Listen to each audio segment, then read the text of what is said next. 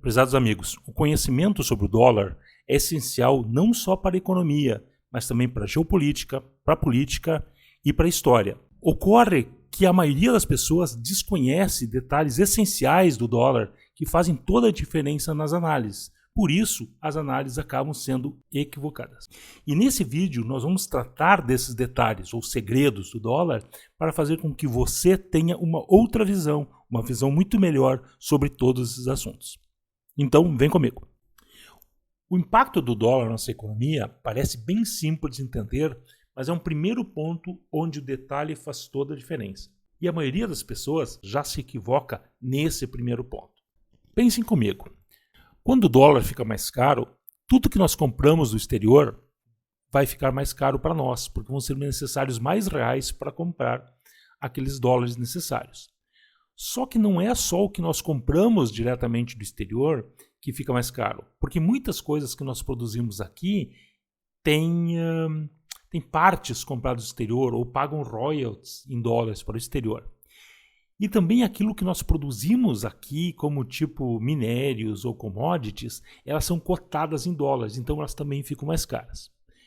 Com os produtos importados ficando mais caros, as importações vão diminuir e nossas exportações vão ficar mais baratas, vão ficar mais competitivas. E isso melhora a nossa balança comercial.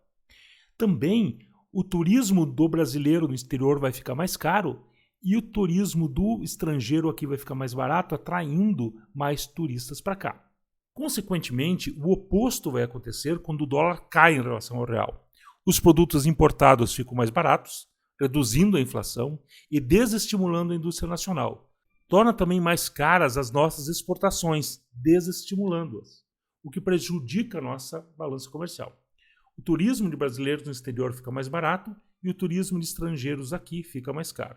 Ou seja, ambas as situações têm os seus prós e contras.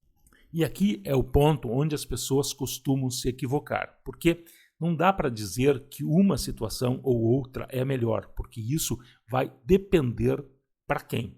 Por exemplo, para a maioria das pessoas que têm os seus ganhos aqui no Brasil e o seu patrimônio aqui no Brasil, convém que o dólar baixe, porque daí o nosso patrimônio, nossos ganhos vão ter um maior valor real. Mas para um outro grupo de pessoas que exporta e que tem os custos em reais e os seus ganhos em dólar, ou mesmo que tenha maior parte do seu patrimônio investido no exterior, vai ser justamente o contrário. Então a questão aqui é que o dólar alto é bom para alguns, enquanto que para outros é melhor o dólar baixo. E isso é fundamental, ou seja, é errado nós dizermos que o dólar alto é bom ou o dólar baixo é bom, porque sempre vai depender da perspectiva da pessoa. Gente, fazer esses vídeos dá bastante trabalho de pesquisa. Eu não fico fazendo modulagem como outros canais por aí fazem. Então, se essas informações aqui estão sendo úteis, dá uma curtida aí e incentive o projeto se inscrevendo no canal. E se vocês tiverem alguma sugestão ou crítica, por favor, escrevam aí nos comentários que eu vou levar em consideração e responder todos. Valeu mesmo! Uma curiosidade sobre a criação do dólar. O dólar foi criado no dia 2 de abril de 1792, quando o Congresso dos Estados Unidos aprovou a Lei da Casa da Moeda, ou Lei da Moeda. A lei estabeleceu uma Casa da Moeda e regulamentou as moedas dos Estados Unidos, estabelecendo o dólar como a unidade padrão de dinheiro no país. Nesse início, o dólar foi estabelecido com um equivalente bimetálico, valendo 24,5 gramas de prata ou 1,604 gramas de ouro. O dólar também foi estabelecido num sistema decimal, sendo a primeira moeda a ser dividida em 100 partes ou centavos. Uma curiosidade sobre a origem do nome. O nome dólar deriva de thaler, uma abreviação de Joachim-Thaler, uma moeda de prata cunhada pela primeira vez em 1518, com a prata extraída das minas situadas em torno da cidade de Joachimsthal, no Vale de São Joaquim, atual República Tcheca. E essa moeda thaler ficou muito popular na Europa. E com a migração de alemães para os Estados Unidos, a pronúncia thaler se transformou em dólar, que acabou sendo utilizado para a nova moeda. Segunda Guerra Mundial. E aqui vai começar o nosso vídeo. A parte essencial da coisa começa agora. Durante a Segunda Guerra Mundial, os Estados Unidos se transformaram na fábrica do mundo, fornecendo de tudo para os países em guerra, desde armas a comida. E, exceto a distante Pearl Harbor, atacada em 1941, nada da infraestrutura dos Estados Unidos foi danificada. Já a infraestrutura e a economia dos países competidores dos Estados Unidos, dos Alemanha, Japão, França, Reino Unido, etc., foi dizimada, colocando o mundo ocidental todo de joelhos perante os Estados Unidos. Terminada a guerra, os Estados Unidos financiaram a reconstrução da Europa e Japão, em parte para evitar que esses países empobrecidos fossem arrastados para o comunismo. E isso aumentou ainda mais a dívida desses países para com os Estados Unidos. Bretton Woods.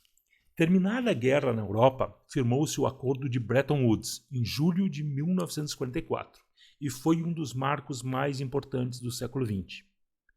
Ocorreu na cidade de Bretton Woods, em New Hampshire, Estados Unidos, onde representantes de 44 países se reuniram para definir um novo sistema de regras que conduzisse o capitalismo após a Segunda Guerra Mundial. Nessa reunião também foi criados órgãos como o Banco Mundial e o Fundo Monetário Internacional, FMI. Levantaram-se propostas para estabelecer critérios internacionais para comércio, financiamento, empréstimos, pagamentos, etc. Uma delas foi a criação de uma moeda para ser usada nas transações entre países com base em ouro ou alguma outra base real, mais ou menos como os BRICS estão propondo hoje. Mas os Estados Unidos rejeitaram essa ideia e impuseram a sua, onde todas as moedas teriam sua base em dólares norte-americanos, enquanto que este dólar teria uma base em ouro, a uma taxa fixa de 35 dólares por onça, o que era possível uma vez que os americanos tinham boa parte do ouro mundial em reserva. Assim, o dólar foi estabelecido como moeda de reserva internacional, substituindo a libra esterlina do Reino Unido. Durante Bretton Woods, um acordo sobre taxas de câmbio também foi estabelecido, fortalecendo ainda mais o dólar. Isso porque os bancos centrais adotaram taxas de câmbio fixas entre a moeda do país e o dólar.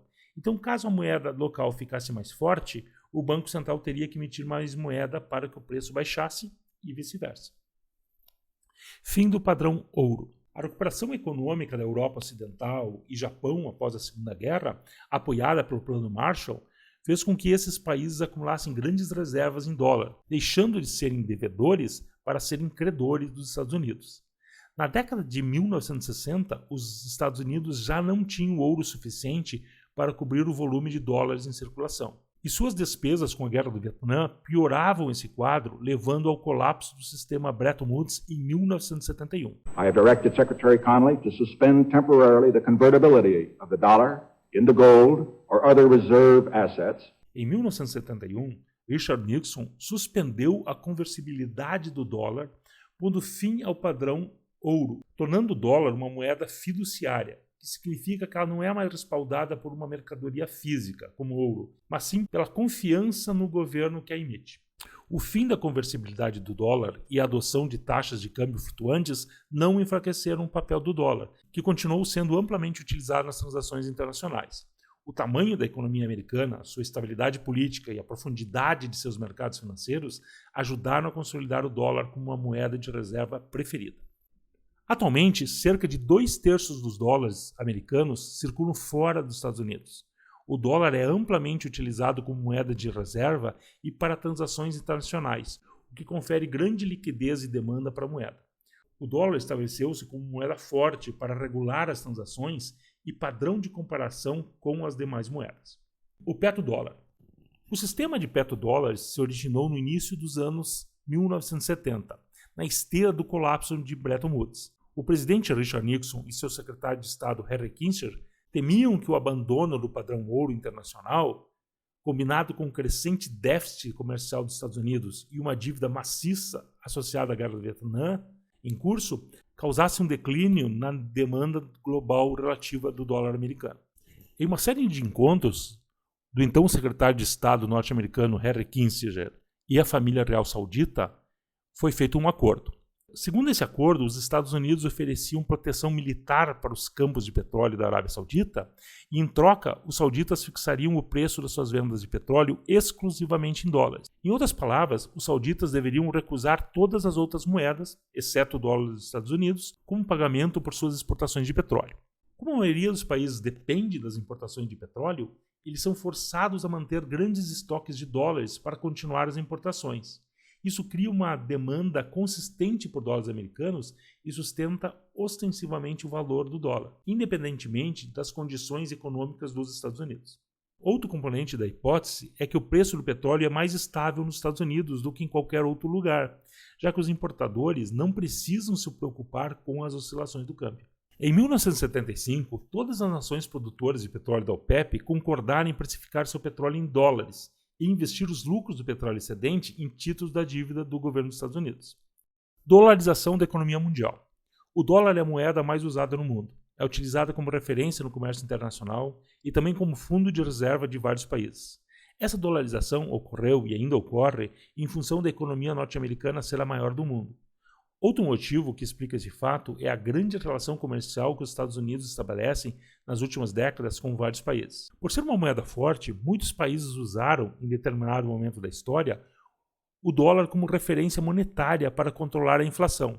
No Brasil, esse recurso foi usado com sucesso na fase inicial do Plano Real. A dolarização é o processo pelo qual um país adota o dólar americano como sua moeda oficial, substituindo sua própria moeda. Existem duas formas de dolarização. A primeira é a dolarização oficial. Nesse caso, o governo decreta a adoção do dólar como moeda oficial, como ocorreu no Equador em 2000. O país enfrentava uma grave crise econômica e inflação intensa, e a dolarização foi uma medida para estabilizar a economia. Os países que atualmente utilizam o dólar como sua própria moeda são El Salvador, Equador, Estados Federados da Micronésia, os próprios Estados Unidos, as Ilhas Marshall, Palau e o Timor-Leste. O segundo tipo de dolarização é a dolarização informal.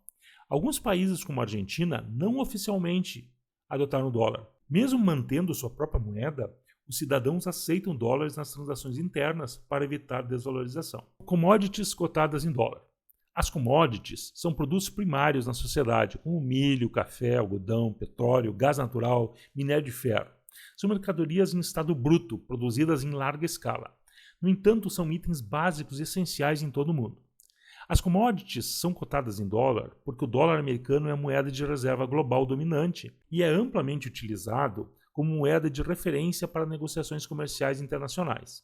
Além disso, muitas commodities são negociadas em mercados internacionais e o dólar é a moeda mais líquida e amplamente disponível para essas transações. O uso do dólar como moeda de referência para as commodities também ajuda a garantir estabilidade e a previsibilidade nas negociações, pois a maioria dos participantes do mercado está familiarizada com o valor do dólar e como ele se relaciona com as outras moedas e ativos. Se no mundo todo as cotações das commodities dependem do câmbio, nos Estados Unidos isso não ocorre, dando mais estabilidade a esses preços lá. Dólar como arma, a dissolução da União Soviética. A economia da União Soviética dependia grandemente da exportação de petróleo e derivados. Um estudo do Tesouro dos Estados Unidos de 1983 calculou que uma queda de apenas $1 no preço do barril de petróleo reduziria as receitas em moeda forte da União Soviética em até $1 bilhão. Assim, uma queda de $20 por barril a colocaria em crise. Um exame desse processo se encontra no livro de Peter Schweizer, Victory. Em 1985, a Arábia Saudita abriu as comportas, cortou os seus preços e bombeou mais petróleo no mercado. Embora outros fatores também tenham contribuído para o colapso, o acadêmico russo Yegor Gaidar, primeiro-ministro interino da Rússia de 1991 a 1994 e ex-ministro da Economia, descreveu a queda dos preços do petróleo como claramente o golpe mortal que destruiu a vacilante União Soviética. Dólar como arma, Iraque, Irã, Venezuela e Líbia. Em 2000, o Iraque converteu todas as suas transações de petróleo sob o programa Oil for Food, petróleo por alimentos, para euros. Vários comentaristas, escrevendo simultaneamente, ligaram a redenominação do petróleo do Iraque de dólares para euros e a possibilidade de adoção generalizada do euro como padrão de precificação do petróleo ao risco que isso colocaria no pós-Bretton Woods e o impacto que isso teria na economia dos Estados Unidos. E teorizaram que um dos propósitos fundamentais da guerra do Iraque seria forçar o Iraque a voltar a precificar seus petróleos em dólares americanos. Depois que os Estados Unidos invadiram o Iraque em 2003, o Iraque devolveu a denominação de suas vendas de petróleo ao dólar dos Estados Unidos, apesar da então queda do valor do dólar. O governo da República Islâmica do Irã considera ostensivamente como um fato a teoria de que a invasão do Iraque de 2003 foi motivada pela venda de petróleo em euros. Como uma retaliação a essa política, que terá a ver como neo-imperialismo, o Irã esforçou-se para criar sua própria bolsa, que passou a vender petróleo em ouro, euros, dólares e ienes japoneses. Em meados de 2006, a Venezuela indicou apoio à decisão do Irã de oferecer o comércio global de petróleo na moeda euro. E Muammar Gaddafi, da Líbia, tentou implementar o plano de ouro pelo petróleo em 2011 e a introdução de um dinar de ouro líbio.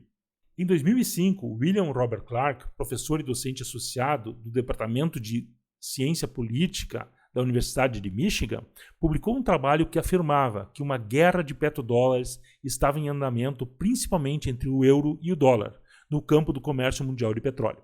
Ao longo dos anos, vários estudiosos expressaram a opinião de que a guerra do Iraque foi conduzida para reafirmar a hegemonia do dólar, na esteira das tentativas de Saddam Hussein de trocar o petrodólar no comércio de petróleo e vender o petróleo iraquiano em troca de outras moedas ou commodities. O dólar como arma às sanções. Os Estados Unidos têm cada vez mais usado o domínio do dólar para aplicar sanções a outros países, dentre os quais a Argentina, de 2001 a 2005, a Bielorrússia, em 2006, 2010 e 2020, o Iraque, em 2010, 2012, 2017 e 2019, a Hungria, em 2018 e 2021, o Cazaquistão, em 2011, o Catar, em 2017 e 2022, a Rússia, em 2008 e 2014, a Turquia, em 2011, 2016, 2018, 2019, o Uzbequistão em 2003, 2005, 2006 e 2017, a Bolívia em 2010 e 2011, o Egito em 2016 e 2017, o Quirguistão em 2010, 2013 e 2014, as Ilhas Maurício em 2010 e 2015, a Mongólia em 2018 e 2019 e a Sérvia em 2000, 2001 e 2003. Após o início da guerra da Ucrânia, o Ocidente expulsou a Rússia do SWIFT, Sistema Internacional de Comunicações Bancárias. Os bancos europeus e estadunidenses congelaram até 300 bilhões de euros das reservas cambiais do Banco Central Russo e 21,5 bilhões de euros de ativos pertencentes a cidadãos russos. Até então, o dólar era considerado globalmente como uma moeda de refúgio, só que essa confiança foi quebrada pelas sanções financeiras ocidentais contra a Rússia, que constituíram de fato um calote seletivo.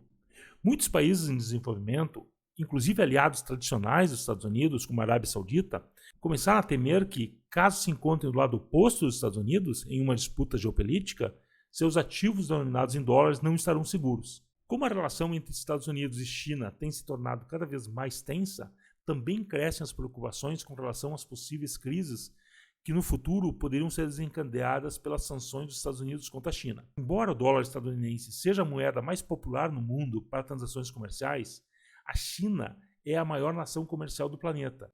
E diante dessa incerteza política e econômica internacional, alguns países argumentam que seria melhor reduzir o uso do dólar no comércio internacional do que reduzir o comércio com a China.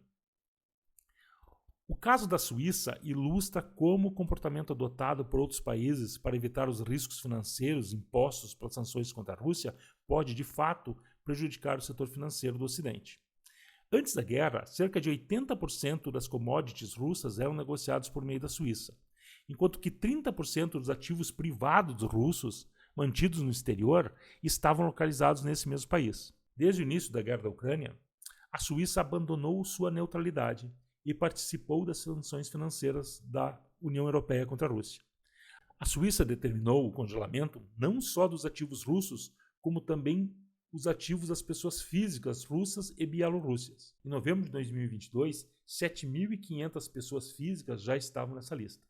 Devido a essas sanções, pessoas ricas de todo o mundo começaram a transferir seus fundos para fora da Suíça. Assim, o Credit Suisse, por exemplo, sofreu um grave desinvestimento de clientes, ficou insolvente e acabou sendo adquirido pelo UBS a pedido do governo suíço, como eu explico detalhadamente nesse outro vídeo. O banqueiro suíço Joseph Ackermann observou que o governo de seu país havia colocado em risco o Estado de Direito e os direitos de propriedade, a fazer com que os indivíduos pagassem pelas ações do governo russo. Os cidadãos de outros países presumiram que o governo suíço faria o mesmo no futuro, para obrigá-los a pagar por erros cometidos pelos governos de seus países. O confisco dos bens de indivíduos russos foi devastador para o setor financeiro suíço. A transformação do dólar estadunidense em arma e as contramedidas da Rússia deram aos países do sul global uma nova perspectiva sobre a relação entre o sistema financeiro internacional e o sistema comercial internacional. Crise financeira global de 2008. A crise de 2007 a 2009 fez dobrar o total da dívida pública estadunidense em proporção ao PIB. Esse endividamento foi necessário para o país socorrer seus bancos e empresas, para dinamizar o seu mercado acionário e realizar políticas anticíclicas robustas. Tudo isso sem abrir mão da presença militar no exterior. Em dezembro de 2022, a dívida norte-americana chegou a 123% do PIB. Essa crise que abalou o mundo todo foi uma crise interna dos Estados Unidos, causada essencialmente pela desregulação do seu sistema financeiro. Mas como o dólar é a moeda de referência global, as crises financeiras dos Estados Unidos se transmitem imediatamente para o mundo todo, o que é mais uma razão apontada pelos defensores da desdolarização. Descontrole da dívida dos Estados Unidos. Na data de criação desse vídeo, em julho de 2024, a dívida total dos Estados Unidos atingiu a marca de 34,5 trilhões de dólares e aumenta em 1 trilhão de dólares a cada 100 dias. Ocorre que os Estados Unidos não são mais a fábrica do mundo e acumulam déficits comerciais com praticamente todos os países. Além do mais, todo ano aumenta o seu orçamento militar e sucessivamente se envolve em novas guerras. Esse aumento da despesa, combinada com o crescente receio de investidores em manter seus investimentos em dólar, força o aumento da taxa de juros dos títulos norte-americanos e, consequentemente, o aumento ainda maior da dívida total. Para vários analistas, essa situação é insustentável e deve levar a um calote da dívida em algum momento, ou então a uma grande inflação se a opção for imprimir os dólares necessários. E uma elevada impressão de moeda também seria uma forma de calote. O acordo de petrodólares, assinado entre a Arábia Saudita e os Estados Unidos em 8 de junho de 1974, expirou em 9 de junho de 2024 e a Arábia Saudita resolveu não renová-lo, o que marca o fim do petrodólar. Desdolarização. Desdolarização é um termo econômico que se refere ao processo de redução da influência do dólar americano na economia de um país ou região. Ela acontece quando um país decide usar menos dólar em suas transações comerciais e financeiras externas. Para evitar o efeito de sanções, ainda que futuras, bem como contágio pelas crises dos Estados Unidos, os países do sul global passaram a criar e planejar alternativas, tanto ao SWIFT como ao dólar nas transações internacionais, num tipo de retomada daquelas ideias aventadas e rejeitadas no acordo de Bretton Woods. A nova ordem econômica internacional que está sendo promovida pelo sul global, incluindo a China, baseia-se no comércio, troca de energia e recursos por bens manufaturados e infraestrutura. Será baseada menos em moedas e mais em commodities, o que levará a taxas de inflação mais altas no Ocidente. Durante o governo Nixon, o então secretário do Tesouro dos Estados Unidos, John Connally, fez a famosa observação: o dólar é a nossa moeda, mas é o problema de vocês. De acordo com o ex-analista do Credit Suisse, Zoltan Pozner, isso agora está sendo substituído por um novo lema: nossas commodities, seu problema. O acordo comercial Brasil-China, recém-firmado, prevê que a partir de agora, 5% das transações entre os dois países passam a ser liquidadas ou em yuan chinês ou em real brasileiro. Ao defender a desdolarização, esses países pretendem mitigar os vários riscos apresentados pelo dólar estadunidense e não confrontá-lo. Essa porcentagem deverá aumentar gradualmente ao longo dos próximos 5 anos, até que 30% das trocas comerciais entre os dois países sejam realizadas nas moedas nacionais dos parceiros e não mais no dólar. Consequências da desdolarização. A desdolarização deve reduzir a procura institucional dos investidores e das empresas pelo dólar ao longo do tempo. Com o crescente multilateralismo, a desdolarização é inevitável e está ocorrendo de uma forma mais rápida do que o previsto. Isso não quer dizer que o dólar norte-americano será totalmente substituído, até porque a economia americana ainda é expressiva.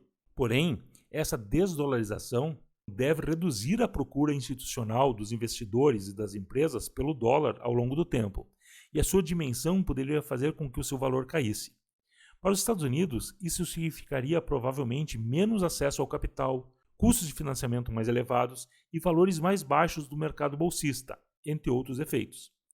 Ter a moeda de reserva mundial permitiu aos Estados Unidos incorrer em grandes déficits tanto em termos de comércio internacional como de gastos governamentais. Se os estrangeiros já não quiserem deter dólares para poupanças, isso forçaria um aperto significativo do cinto a nível interno. Além disso, os cerca de 2/3 dos dólares totais que hoje circulam fora dos Estados Unidos gradualmente voltariam, causando séria inflação. Atualmente, é provável que o status global do dólar seja enfraquecido pelos vários esforços de minimização de riscos dos países do sul global e que o sistema financeiro internacional passe do domínio do dólar estadunidense para a coexistência de várias moedas importantes, incluindo o dólar, o renminbi, o euro e a moeda dos BRICS. Bom, amigos, escrevam por favor aí nos comentários se vocês sabiam dessas coisas aí. E um grande abraço.